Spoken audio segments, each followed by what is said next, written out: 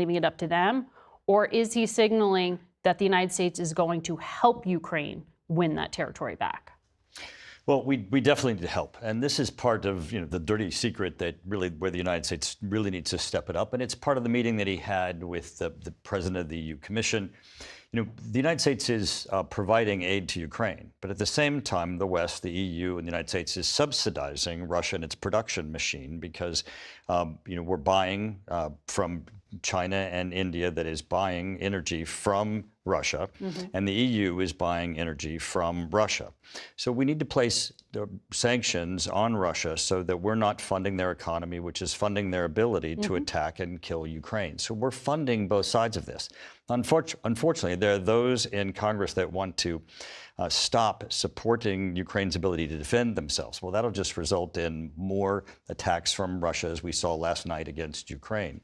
That's not going to get us to peace. The only way to get us to peace and Trump's vision of peace is to impact their ability for production, to stop subsidizing Russia's economy and their ability for production and killing Ukrainians.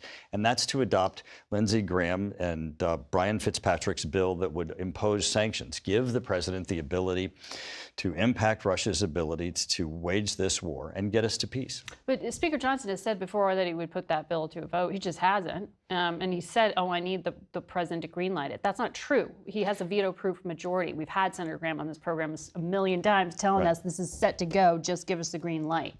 Did Speaker Johnson respond to your request to move? No, and the momentum is here. We need to do this now. The president doesn't need to give us a green light. He's not a red light. Well, the last time we're coming back, and we need to do so. We need to do so now. The last time we put on the floor the bill that would have stopped funding Ukraine, over 300 members voted for it. If we put the bill on the floor to put sanctions on Russia, stop funding their economy, it would be similar. Over 300 members would vote for it. The only way to peace is to put sanctions on Russia, continuing our support for Ukraine, which is what we're doing, what the president's going to be doing, and bring this war to an end. Support Trump's vision of peace, put sanctions on Russia, stop funding their war economy. Now, what I saw in Ukraine, which is what's really incredible, is that they are winning modern warfare. What they're doing with their anti-drone technology, I mean, they are really the tech bros of the future. They are implementing on the front line anti-drone air defense technology that is winning this war.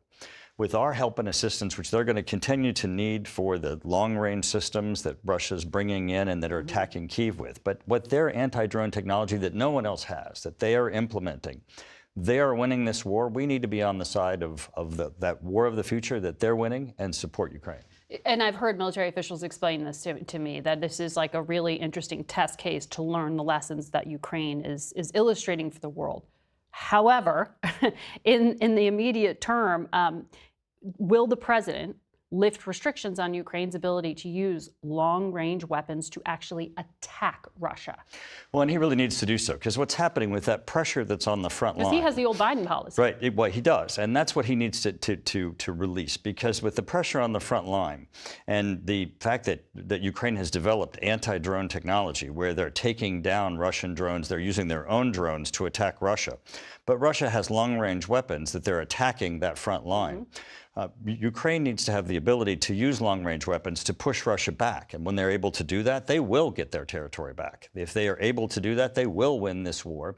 And if we put sanctions on Russia impacting their ability to produce their war machine and production, they will be able to win this modern warfare, and we'll be on the right side of what this is not old-time war. This is modern war, and we're on the right side of Ukraine.